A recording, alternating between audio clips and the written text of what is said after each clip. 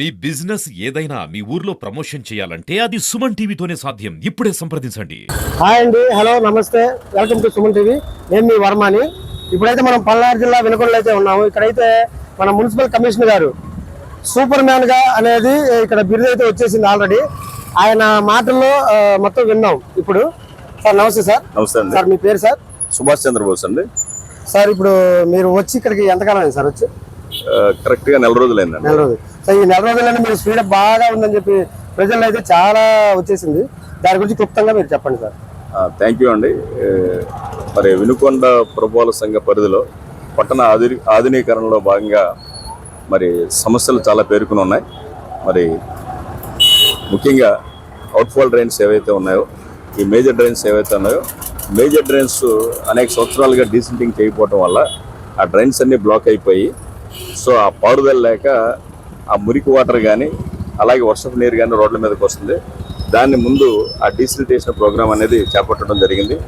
అట్లాగే ఉదయం పూట ఎవరైతే మన పారిశుద్ధ్య కార్మికులు ఉన్నారో, ఇంజనీరింగ్ టెక్నికల్ సిబ్బంది ఎవరైతే ఉన్నారో, వారితో ఫస్ట్ అవర్లోనే మన మెయిన్ రోడ్స్ ఏవైతే ఉన్నాయో, మన నర్సరాపేట రోడ్డు కానీ, మార్కాపురం రోడ్డు కానీ, అట్లాగే కారంపూడి రోడ్డు కానీ ఒక 1 అవర్లో స్వీపింగ్ అనేది చేయించి, ఆ పువ్వులు పువ్వాలు ఏవైతే ఉన్నాయో లిఫ్ట్ చేయించి, ఆ తర్వాత ఎక్కడైతే డస్ట్బిన్స్ ఉన్నాయో ఆ డస్ట్బిన్స్ దగ్గర క్లీన్ చేసి అక్కడ సున్నమది బ్లీచింగ్ అది కొట్టించడం జరుగుతుంది. దీన్ని రెగ్యులర్ ప్రోగ్రామ్ కింద చేపట్టడం జరిగింది.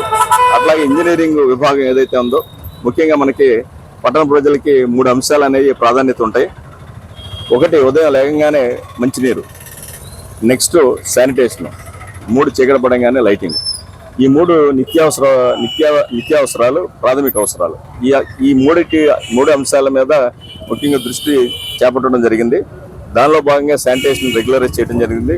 32 వార్డుల్లో ఎవరైతే మన శానిటరీ సెక్రటరీస్ ఉన్నారో, శానిటరీ మేస్ట్రీస్ ఉన్నారో, వాళ్ళందరినీ ఒక యూనిఫామ్గా ఒక రెగ్యులర్ యాక్టివిటీ జరిగేటట్టుగా సాయంత్రం పూట్ల ఆఫ్టర్నూన్ వేడిగా చేయకుండా వరకు ఒక గ్యాంగ్ వర్క్ లా చేసి ఆ ఏరియాలో ఉన్న కాలువలు శుభ్రం చేయటం, అట్లాగే మొక్కలు చెత్త ఏదైనా ఉంటే క్లియర్ చేయటం, ఆ లిఫ్టింగ్ కూడా ఇమీడియట్ గా జరిగేటట్టుగా చూస్తున్నాం. ఒకప్పుడు కాలువలు తీయటం అనేది చాలా లేట్గా ఉండదు, లిఫ్టింగ్ చేయటం లేట్గా ఉండదు.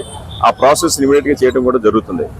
అలాగే లైట్ల వరకు వస్తే దగ్గర మనకి పురపాలక సంఘ పరిధిలో ఒక 600 లైట్ల వరకు రిపేర్ అయినాయి. ఇప్పటి వరకు మనం ఒక 220 లైట్ల వరకు మనం బాగు చేయించడం జరిగింది. అట్లాగే హైదరాబాద్ నుంచి, మన విజయవాడ నుంచి ఒక టెక్నీషియన్ పిలిపించి ఎన్ని లైట్లు అయితే ఉన్నాయో రిపేర్ అన్ని లైట్లని సుమారుగా ప్రజెంట్ మనం సెట్ చేయగా మిగిలిన ఒక 182 లైట్లు ఉన్నాయి. ఆ 182 లైట్లు కూడా బాగు చేయించి ఒక 2-3 రోజుల్లో కూడా ఇన్స్టాల్ చేయడం కూడా జరుగుతుంది. ఆ వర్క్ కూడా జరుగుతుంది. అలాగే కొత్త లైట్లు ఏవైతే ఉన్నాయో ఆ కొత్త లైట్లు కూడా రిక్వైర్మెంట్ తీసుకుని వాటిని కూడా త్వరలో ఎక్కడైతే మనకు అవసరాలు ఉన్నాయో ప్రధాన కూడల్లో కానీ అంతర్గత రోడ్లలో కానీ ఆ లైట్లు కూడా వేయడం జరుగుతుంది. అట్లాగే మన డివైడర్స్ ఏవైతే ఉన్నాయో ఆ డివైడర్స్ మీద మొక్కలు అనేక కాలం నుంచి మరి ట్రిమ్మింగ్ చేయకుండాను పెద్దగా పెరిగిపోయి ఆ ఎలక్ట్రికల్ లైట్లు కూడా అడ్డం వచ్చే పరిస్థితి ఉంది. వాటిని కూడా ట్రిమ్మింగ్ చేయించి మరి లైటింగ్ ఇబ్బంది లేకుండా కూడా వాటిని కూడా సెట్ చేయడం జరుగుతుంది.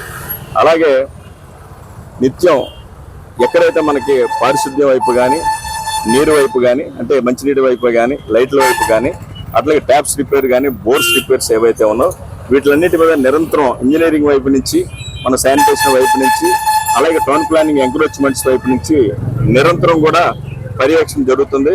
అవి కంప్లైంట్ వచ్చిన వెంటనే విత్-ఇన్ 24 అవర్స్లోనే ఆ కంప్లైంట్ రిజాల్వ్ చేయడం కూడా జరుగుతుంది. అట్లాగే త్వరలో మనకి ప్రధానమైన సమస్య ఏంటంటే పట్టణంలో ఎంక్రోచ్మెంట్స్ విపరీతమైన సమస్య ఉంది.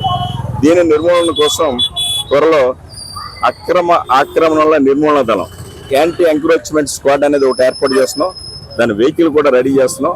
ఆ ట్రాక్టర్, దాని మీద ఒక సిబ్బంది, ఆ సిబ్బందితో పాటు టౌన్ ప్లానింగ్ సూపర్వైజర్ ఎవరైతే ఉన్నారో వారితో పాటుగా వాళ్ళ ప్లానింగ్ సెక్రటరీస్ అందరూ కూడా, చైర్మన్ వాళ్ళందరూ కూడా నిరంతరం పర్యవేక్షించి సిటీలో ఉన్న ఎంక్రోచ్మెంట్స్ ఏవైతే ఉన్నాయో వాటిని రెగ్యులరైజ్ చేస్తాం. ప్రజెంట్ ఈ కార్యక్రమాలని రెగ్యులర్ ప్రాసెస్లో ఏదో నామకే వస్తే కాకుండా, తూతూ మంత్రంగా కాకుండా రెగ్యులర్ ప్రాసెస్లో కంటిన్యూగా ఈ ప్రోగ్రామ్స్ అన్ని కూడా నిరంతరం జరుగుతాయి. అట్లాగే మనం కామన్ మ్యాన్కి ఏదైనా సమస్య వస్తే పురపాలక సంఘానికి కంప్లైంట్ చేయడానికి చాలా ఇబ్బందిగా ఉంది. అసలు ఎవరు కంప్లైంట్ చేస్తున్నారు, ఎవరికి ఇబ్బంది ఉంది, ఆ కంప్లైంట్ ఎవరు రిసీవ్ చేసుకుంటున్నారు, చేసుకున్న కంప్లైంట్ ఎవరు రిజాల్వ్ చేస్తున్నారు అనేది కూడా తెలియని పరిస్థితులు ఉన్నాయి. ఇలాంటి పరిస్థితుల్ని రెగ్యులరైజ్ చేయడానికి జవాబుదారీతనాన్ని మున్సిపాలిటీ నుంచి పెంచడానికి ఒక టోల్ ఫ్రీ నెంబర్ని కూడా త్వరలో ఏర్పాటు చేస్తాం. ఈ టోల్ ఫ్రీ నెంబర్ ద్వారా ఆ నెంబర్కి ఆ లొకేషన్లో ఎవరికైతే ఏ ఇబ్బంది అయితే ఉందో ఆ ఇబ్బందిని వాట్సాప్ ద్వారా జస్ట్ ఫోటో తీసి అడ్రస్ పెడితే ఇమీడియట్గా దాన్ని అన్ని సెక్షన్స్కి ఎట్ అ టైం మనం సెక్షన్ హెడ్ చూడటం జరుగుతుంది. ఇమీడియట్గా అదే కంప్లైంట్ని నా పరిధిలో అలాగే ఆఫీసులో ఉన్న పరిధిలో మానిటర్ చేసి ఆ కంప్లైంట్కి ఇమీడియట్గా మన స్టాఫ్ వెళ్ళారా లేదా, వెళ్ళిన తర్వాత రిజాల్వ్ చేశారా లేదా, లేదంటే కనుక చేయకపోవడానికి కారణాలు ఏంటనేవి కూడా మనం ఒక అథెంటికేషన్ కింద జవాబుదారీతనాన్ని కూడా పురపాలక సంఘం వైపు తీసుకొస్తున్నాం.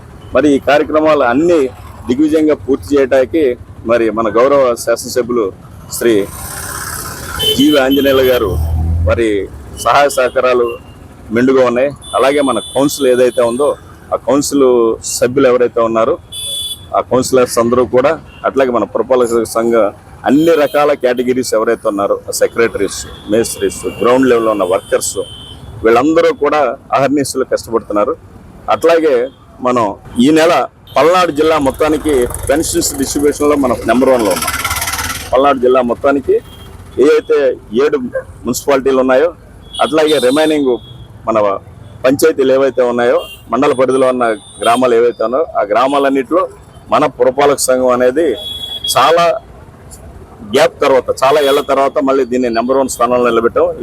ఇదే స్థానాన్ని ప్రతి నెల కంటిన్యూ చేయడానికి చూస్తాం. అలాగే సాంఘిక సంక్షేమ గవర్నమెంట్ ద్వారా వచ్చే స్కీమ్స్ అయితే ఉన్నాయో, అభివృద్ధి కార్యక్రమాలు ఏవైతే ఉన్నాయో, ఎక్కడైతే ఏ కార్యక్రమాలు చేయాలో అవి ప్రతినిత్యం నేను ఉదయం 5 గంటలకే నా పర్యటన మొదలుపెట్టి సాయంత్రం మళ్ళీ చీకటి పడిన తర్వాత లైట్లు ఎక్కడైతే వెలగట్లేదో ఆ కార్యక్రమాన్ని, మధ్యలో శానిటేషన్ని నిరంతరం పర్యవేక్షిస్తూ ఈ నగరాన్ని మరింత అందంగా, ఆహ్లాదంగా, ఆనందకరంగా తయారు చేయడానికి నా వంతు కృషి చేస్తాను. Thank you. సరే, మాట ఇప్పుడు వినకుండా మన పరిధిలో మొత్తం మీద చాలా కంప్లైంట్స్ అయితే ఎక్కువ ఉన్నాయి గతంలో.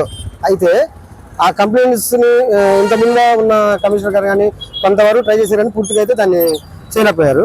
ఇప్పుడు మీరు వచ్చిన తర్వాత ఇప్పుడు ఉదాహరణ మన మసీద్ దగ్గర బంగారుగూడ సెంటర్ ఉంది కదండి, ఆ మూల మీద అది ఎంతో కాలం నుంచి అక్కడ మురుగునీరు అయితే బాగా ఏర్పడి, గుంతగా ఏర్పడి చాలా ఇబ్బందికరమైన సంఘటనలు అయితే ఎంతో మంది ఎన్నోసార్లు, మేము కూడా ఎన్నోసార్లు వెళ్ళాము, అక్కడ సంఘటన తీసాము, పెట్టాము, కానీ ప్రయోజనం అయితే లేదు.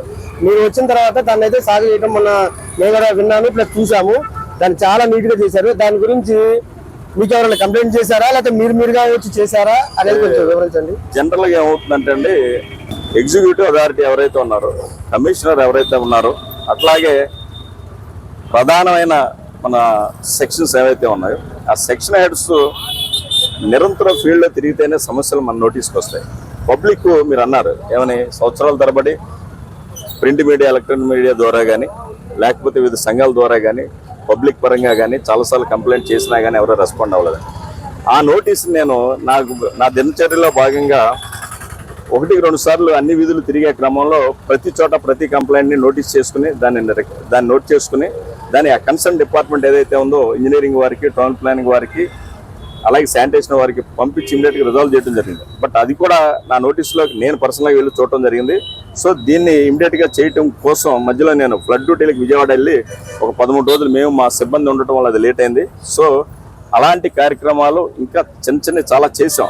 సో భవిష్యత్తులో కూడా నిరంతర పర్యవేక్షణలో భాగంగా ఎక్కడైతే ఉందో ఆ కంప్లైంట్లన్నీ కూడా 100% అలాంటి కంప్లైంట్ని మా నోటీస్కి డైరెక్ట్గా మేము ఐడెంటిఫై చేస్తాం. ఇన్ కేస్ పబ్లిక్ చెప్పినా కానీ ఇమీడియట్గా దాన్ని రిజాల్వ్ చేయడానికి ట్రై చేస్తాం. ఆ కంప్లైంట్ని ఆల్రెడీ దాన్ని టేకప్ చేయడం జరిగింది, వాళ్ళందరినీ ఐడెంటిఫై చేయడం జరిగింది, వాళ్ళందరికీ నోటీసులు ఇవ్వటం కూడా మొదలుపెట్టాం. వాటితో పాటుగా ఎక్కడైతే పార్కింగ్ చేశారో, అనాథరైజ్డ్ పార్కింగ్ చేశారో ఆ నంబర్లన్నీ నోట్ చేసుకుని వాళ్ళ పోలీస్ డిపార్ట్మెంట్ ద్వారా పర్మనెంట్గా అక్కడ లేకుండా చేస్తాం, ఐడెంటిఫై చేస్తాం, నోటీసులు అయితే రెడీ చేస్తాం. నోటీసులు కూడా 1/9 ఇవ్వటం కూడా జరిగిందండి. సాయంకాలం 7:30 ఉదయం 7ంటికి వెళ్తేనే ఉన్నాను, ఎందుకంటే మనకి ఆ రోడ్డు వేసినప్పుడు చిన్న ప్రమాదం ఏంటంటే మనకి కాలువకి ఇరువైపులా రిటైనింగ్ వాల్ అనేది, అంటే ఒక ఎడ్జ్ వాల్ అనేది కన్స్ట్రక్టివ్ గా ప్రొటెక్టివ్ గా కట్టకపోవడం వల్ల చాలా ప్రమాదం ఉంది. ఆ ప్రమాదంతో పాటుగా ఎప్పుడైతే ఈ హౌసెస్ ఉన్నారో వాళ్ళందరూ కూడా పార్కింగ్ చేయడం వల్ల రోడ్డు ఇరికైపోవడం వల్ల ఎటువంటి ప్రమాదాలను జరిగే అవకాశం ఉంది. దాన్ని 100% టౌన్ ప్లానింగ్ సెక్షన్ వారితో పోలీస్ డిపార్ట్మెంట్ తో కోఆర్డినేట్ చేసుకుని వాళ్ళకి నోటీసులు ఆల్రెడీ రెడీ చేసాం. నోటీసులు ఇష్యూ చేస్తూ ఇంకా పోలీస్ ప్రొటెక్షన్ తీసుకుని ఈ వెహికల్స్ ఏవైతే ఉన్నా ఆ వెహికల్స్ అన్ని కూడా పోలీస్ డిపార్ట్మెంట్ కి ఇచ్చి అవి సీజ్ చేస్తాం.